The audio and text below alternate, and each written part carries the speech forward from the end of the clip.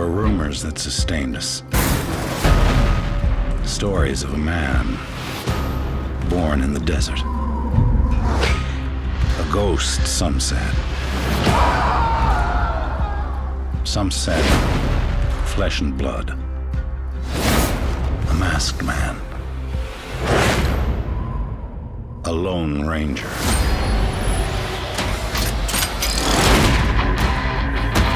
If we ride together, we ride for justice. Justice is what I seek, Kimosabe.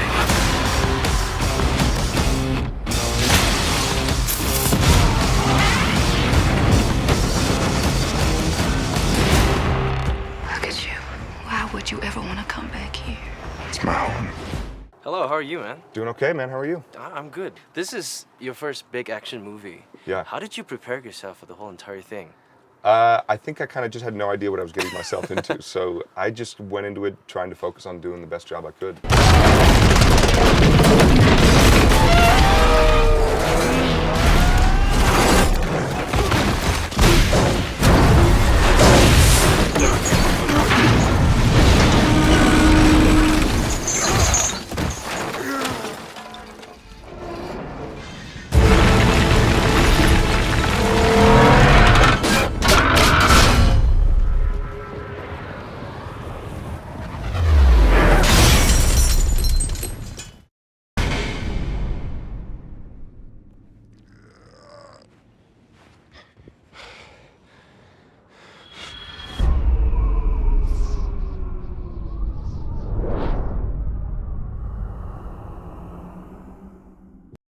The part where you were standing on top of a huge platform like that was really, really high. I know you've been asked a lot of this. Were you afraid of heights?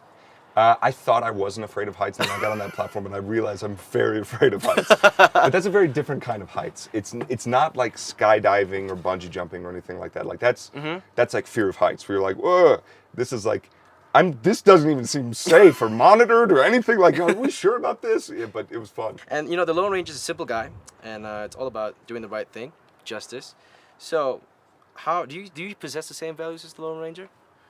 I mean, I would think that we all kind of have it in us to be a hero sometimes. It's just a matter of, do I want to do this because I know how difficult it's going to be? And he just happens to be the kind of guy who always says yes. I don't know that I always do that. Are you a man for justice? Are you a man for doing the right thing? Yeah. So if that's the case, when was the last time you lied? Maybe just then when I said I was a man for justice. So when you sign up for this character, you know, you had to go for a cowboy boot camp. Yeah, So yeah. Tell us a bit about that. We basically went to a working horse ranch out in the middle of New Mexico. Have you ever like rode a horse before, or was this your first time? Yeah, I'd ridden horses before, kind of grown up riding a little bit in the summers and stuff like that. But this was obviously More intense. yeah, a little bit more intense. I've never ridden a horse while firing 2 pistols at the same time. That was new. Could you explain the bird in Johnny's head? I mean, if you were in charge of wardrobe, what would you have put in his head instead of that bird? I don't know. I don't think that anyone tells Johnny what to put on Johnny's head. Fair enough. But the actual bird itself is funny. We learned this in the process of making the movie.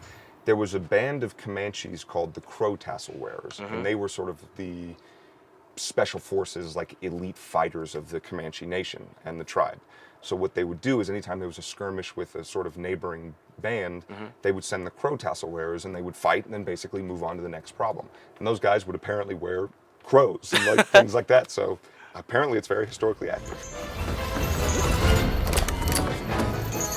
Going somewhere? Yes. No. No. Yes. No. Yes. No, we are not. Yes. No.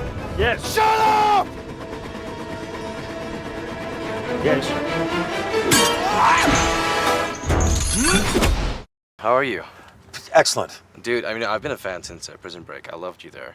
And, you know, for all the movies that I've watched, you've handled guns a lot. So, you know, how different it is playing the villain in this movie as compared to the other movies that you've done.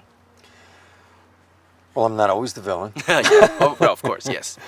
It was a different journey focusing on this character than other characters. I went about it a little differently. Okay. Because he is that. And I just wanted to find that. Usually I look for different things, but in this, yes, he's the villain. I want to find his world, what makes him tick, and that was fun. And aided immensely by incredible direction and hair and makeup and wardrobe and all of those things. That's a period piece can give you, especially with the commitment like this production gave. Yeah, I want to talk about the hair and makeup because they deformed your face. Well, not entirely. Yeah. But for a minute there, when I watched them, I was like, wow, how did they do that? How long did you have to sit in the makeup chair every day just before you go on set and start shooting? 2.5 hours every day. 2.5 hours. 2.5 hours every day. Wow. Me and Mike Stenson would be in that makeup trailer before anybody else was around. That's insane. Yeah. Yeah. Okay. Have your kids and nieces and nephews watched the movie? No, not yet. Well, it hasn't come out here yet. Though my little boy had a chance to see it a week ago. Cool. Screening in LA. So how did he feel? Watching Daddy on screen being the villain. He's never. Let me tell you this much. I've never taken him to set on anything I've ever worked on. My younger one, and we finished shooting the film last year at the end of production back in LA. And he got out of school one day, and I said, "Would you like to come to the set?" He said, "Yeah." So he came with a buddy of his, and I was all in the hair and makeup, and everything was done. And he walked in, and I brought him in the trailer, and I said, "What do you think, buddy?" And he's like, "It's cool. Is Johnny here?" So there you go. Hey, hold it right there. I'm afraid I have to take you in.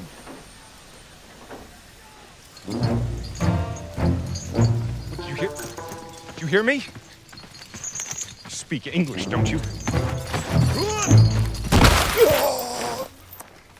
Hold!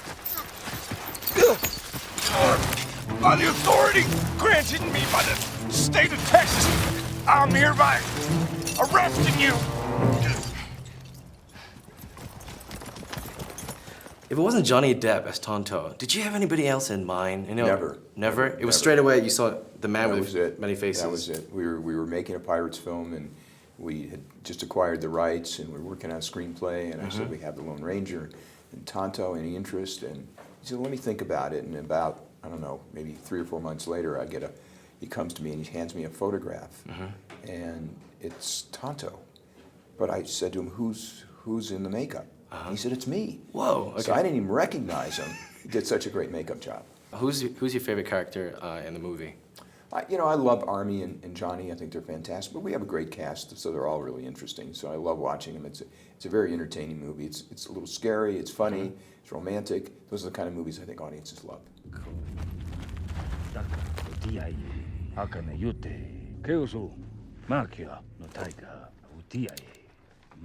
Why are you talking to that horse? Why am I covered in dirt? I buried you. Why am I alive? What was it like meeting Johnny Depp? Yeah, it was amazing. The first time I met him, it was in a read-through, and he was in full Tonto makeup. So that was my first impression of Johnny, was as Tonto. Were you afraid? He is a big star, and you're acting with him, and you're like, oh, okay, what do I do? Okay, I can't laugh and stuff like that. Were you nervous? Yeah, a little bit. Of course, you're meeting someone that you've seen on the screen for years, and he's done all these amazing movies that you've loved watching and created these incredible characters. So, yeah, you're always quite overwhelmed meeting someone that you hugely admire. But he made me feel at ease straight away. So he's like anyone else. He's a normal human being, so it's fine. Something very wrong with that horse.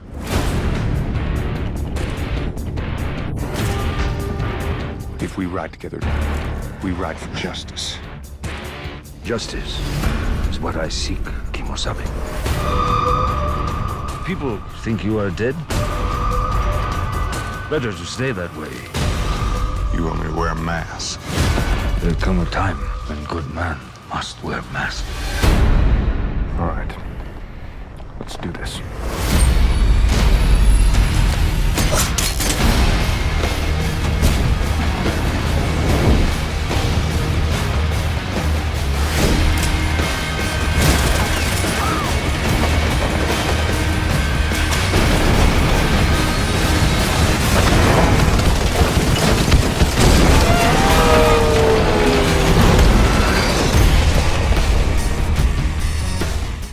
Now, would you rather fight a horse-sized duck or 100 duck-sized horses, and why?